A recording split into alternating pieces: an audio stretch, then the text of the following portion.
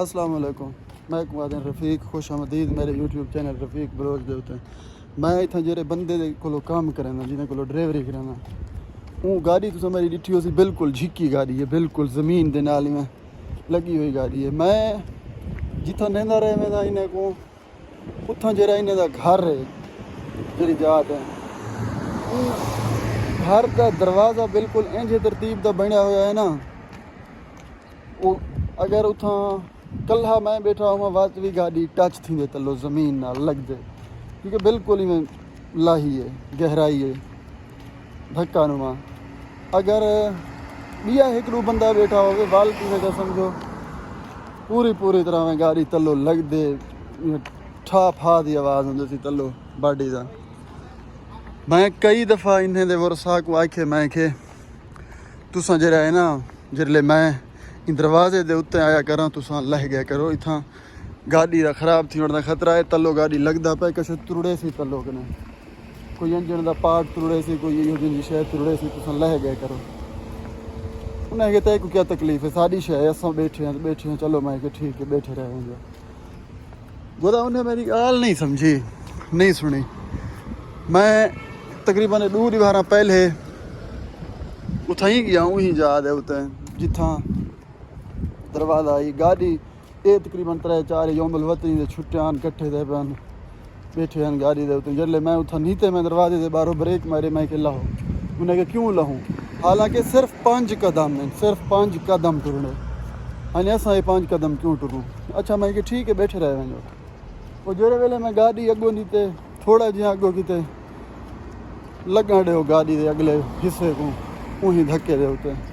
वो जेड़े वेले लगे धक्के दे उत्ते गाड़ी तलो कने ठा फा की आवाज़ आई थी जो मैं कि अधो अध न थी वे, लेकिन वत भी इन्हें लहण गवारा नहीं किया।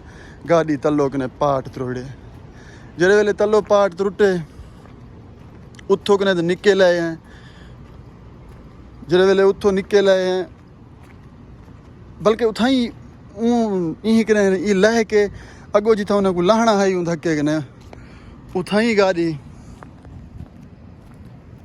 तलो आयल वीटन शुरू कर दी पे। तलो कने आयल वीटी दी पी गाड़ी। मैं तवज्जो नहीं था, मैं लथा ही कह नहीं बिया कहीं वेले एक सऊदी भजदा है जवान क्योंकि समझदार बंदा ही ओ उही घर दा है, यानी कि गाड़ी दे विच ना ही उठाओ दा है। वो मैं को आख्या किसी यार तू गाड़ी दा आयल तो चेक कर। मैं को शक के गाड़ी तलो आयल वीटन पे कोई ऐसे, क्योंकि इतना आयल वीटा पे बाहर हो जल्ले मैं पार्किंग पे खड़ा है उथा ही आके मैं को आखे सी। मैं जेरे वेले तलो जाती मारे तो उथा थिया पिया हा त्रुटा पिया ही तलो कने आयल वीटन पिया ही। हुण मैगने नाल परले भेण ते आ गए जरे उन्हें दे त्रेमतियां तू क्या की दे गाड़ी को तू त्रोड़े तू धक्के मरे। मैं कि झली जो ठड्डे थी वो तुसा तो आकू मैं हर दफ़ा ही धक्के दे उते आके आदा लहो तुसा न लहंदे हवे, ये नतीजा तुहारे सामने है। तो हुण तो मैं उहा चीज़ दिख लेना किवें गाड़ी तलो त्रुटी है, खर्चा कितना आए, क्या थे वाला बनावन दा। ये जरा आयल है पहली गल तो ये गाड़ी ही वे मेरी, ये जरी तलो आयल वीटी पई वे ये गाड़ी दा ही वे, ये तलो वीटिया पे आयल दे पे ये तलो आयल वीटिया पे यही गाड़ी दा ही वे। लेकिन मैं हुण बनवा आया हुण आयल दा यो कह नहीं सी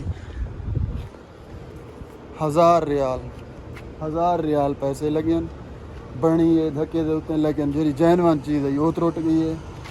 ये लोग सिर्फ 5 कदम ना टुर सकते हैं, इहदा तलो पार्ट तुड़वा रखे ने। ये हाल ही इन्हें लोगों का। तो दूजी गाल जेरे 5 कदम नहीं टुर सकते वो क्या कर सकते हैं भैया।